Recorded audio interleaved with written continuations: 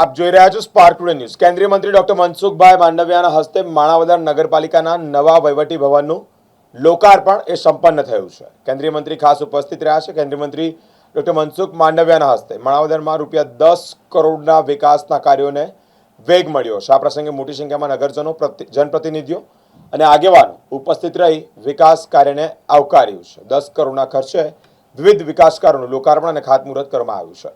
આજથી 2000 વર્ષ પહેલા દેશની અંદર ચાણક્ય થયા।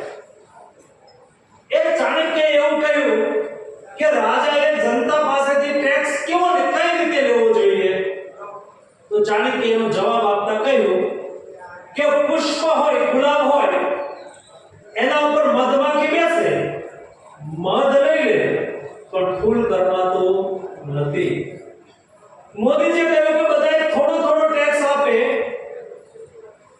થોડા ટેક્સ થી ટેક્સ આપનાર લોકોની સંખ્યા વધારી એટલે દેશની આવક આજ 52 લાખ કરોડ રૂપિયા થઈ ગઈ। 52 લાખ કરોડનું બજેટ બન્યું એટલે ફાયદા શું થયા? 26 લાખ કરોડના બજેટની અંદર આઝાદીથી 72 વર્ષ સુધીમાં દેશમાં 64 એરપોર્ટ હતા। આ 12 વર્ષમાં બીજા 10 એરપોર્ટ ઉમેરાયા। 64 હતા, આ ઉમેરાઈ ગયા 110 એટલે 174 એરપોર્ટ થઈ। એ વખતે હાઈવે, હું ભારત સરકારનો હાઈવે મંત્રી પણ, એ વખતે હાઈવે રોજના 12 કિલોમીટર બનતા હતા। અત્યારે રોજના 28 કિલોમીટર હાઈવે બને છે। 28 કિલોમીટર। તમે ભણતા હશો ત્યારે રશિયાની અંદર ટ્રાન્સ સાઇબેરિયન રેલવે નખાણી, દુનિયાની સૌથી મોટી રેલવે છે, પૃથ્વીનો આંટો મારી જાય તો એવડી મોટી રેલવે, અને એ જ્યારે નખાતી હતી ત્યારે રોજ 12 kilometre highway, 12 kilometre railway line નાખી શકતા હતા। એનાથી વધારે કોઈ રેલવે લાઈન નાખવાનો એક દિનનો રેકોર્ડ નથી બન્યો।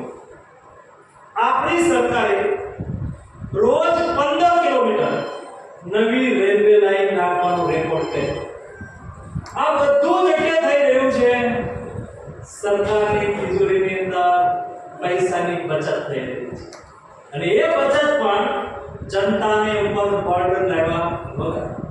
એટલે કે તમે અમને સરકારના ટ્રસ્ટી તરીકે મૂક્યા છે। તમે આમાંથી મોટાભાગના ગામડાના બેકગ્રાઉન્ડના હશે તો ખેતીવાડી સાથે જોડાયેલા હશે। હું ભારત સરકારનો ખાતર મંત્રી પણ છું। આપણે એક યુરિયાની થેલી નાખીએ છીએ, હમણાં ગામડાની અંદર વાત કરતો હતો, એક યુરિયાની થેલી આપણને 276 રૂપિયામાં મળે છે। 300-350 રૂપિયામાં એક યુરિયાની થેલી મળે છે। સરકારને કેટલા મળે છે ખબર છે આપણને? 3000 રૂપિયામાં મળે છે। આપણને કેટલા આવે છે?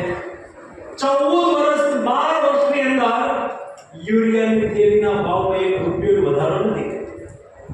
પૈસા સરકારની તિજોરી જેવી રહી છે। 1